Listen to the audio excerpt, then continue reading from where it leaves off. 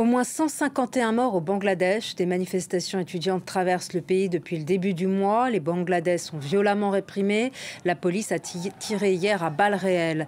La Cour suprême vient de revoir ce matin à la baisse les quotas de recrutement dans la fonction publique, un système dénoncé par les étudiants. Ces quotas réservent des emplois à des diplômés issus de familles proches du gouvernement. On retrouve Léa Delfoli, notre correspondante à New Delhi. C'est une victoire pour les étudiants dans leur bras de fer avec la première ministre Sheikh Hasina.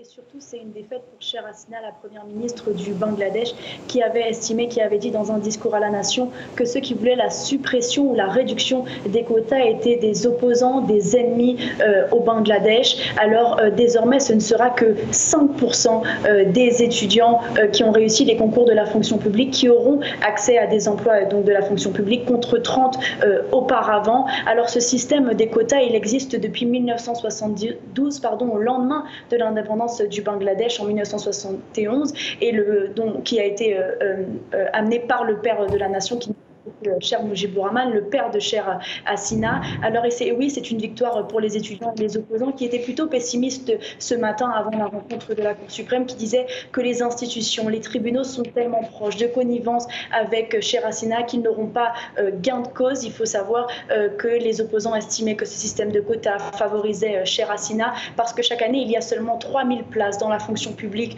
au Bangladesh pour 400 000 candidats. Donc oui, c'est une victoire pour les opposants. Et à l'issue de la rencontre de la Cour suprême, les juges de la Cour suprême ont exigé aux manifestants, aux étudiants de se calmer, d'apaiser les tensions et de retourner sur les bancs des universités dès mardi matin. Cette décision de justice est-elle suffisante pour apaiser la situation ou la contestation est-elle désormais bien plus large ?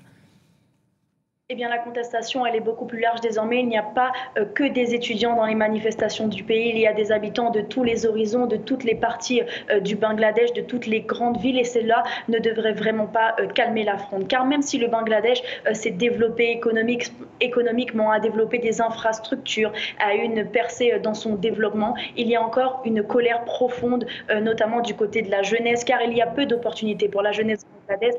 Beaucoup d'entre eux veulent fuir le pays, veulent immigrer à l'international, veulent se rendre en Europe. Il y a une crise de l'emploi hyper importante dans un pays de 171 millions d'habitants. Il y a aussi un ressentiment envers Sheikh Hasina, la première ministre du Bangladesh, qui tient le pays d'une main de fer depuis 15 ans, qui vient d'être élue pour un 4e mandat consécutif le 7 janvier dernier. Elle est accusée de museler la voix de ses opposants. Elle est accusée par plusieurs ONG de faire reculer la démocratie. Elle est aussi accusée d'être derrière les disparitions forcées qui sont hyper importantes au Bangladesh. Et depuis peu, il y a une immense colère face aux meurtres perpétrés dans les manifestations depuis le 1er juillet qui a causé la mort de plus de 150 personnes. Et même s'il y a un couvre-feu, même s'il y a des coupures d'Internet, des SMS, même si l'armée a été déployée dans les rues de Dhaka, la capitale, on vient de l'apprendre, ils viennent de l'annoncer, les porte-paroles des différents groupes d'étudiants, de manifestants ont dit qu'ils ne s'arrêteront pas là, qu'ils retourneront dans la rue quand ils le pourront et que justement ils ne vont pas